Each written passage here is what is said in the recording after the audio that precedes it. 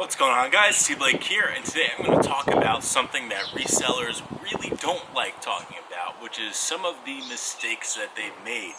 On the internet, we see resellers really rolling in it, loving life, lavishing in it, but the fact of the matter is, sometimes you have to take an L, and I've taken plenty of them.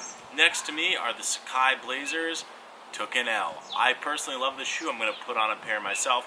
And we're going to talk about some of the mistakes that I've made, some ways to avoid them, and my overall thoughts on reselling over the years. So let's get into it. Man, I swear in the last like 10 to 15 minutes, every bird and small child started screaming. So I'm restarting it again.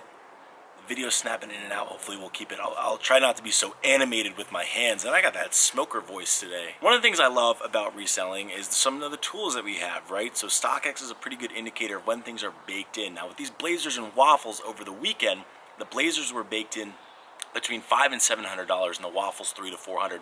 That price did not move until Monday, where a massive sell-off started happening. Now the waffles stayed about the same, and the blazer didn't. Now, if you look at some of the sites, Shopify that put it up, a lot of stores put up double the amount of blazers that they did waffle shoes. Now that's just a fact of the Shopify data someone sent me. I'm not going to say which stores those are, but what it does signal to me is that resellers didn't take the blazers, and most likely a lot of blazers went through StockX direct through boutiques. Now if I'm a boutique and I'm getting these shoes for $140 at retail, that means I'm paying about $78, $80 a pair. Those were the only people that could sell blazers for $180 after StockX fees, which were some of the prices that happened before release. Now you might be saying, what if I want a raffle? Now this sell-off happened on Monday.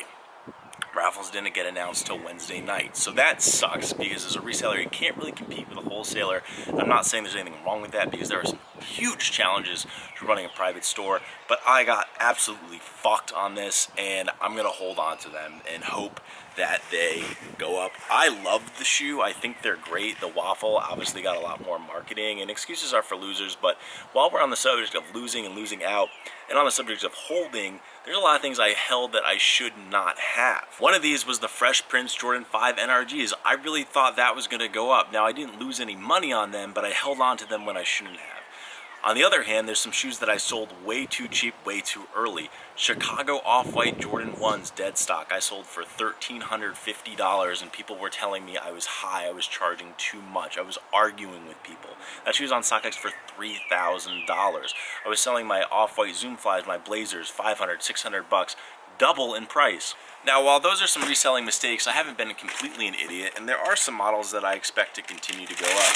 Sean Witherspoon, his relationship with Nike's cooked. These are only going up. For a lot of people, this is the best shoe of the year from last year. I think it won at some of the contests, like super hype beastie shoe, continuing to go up.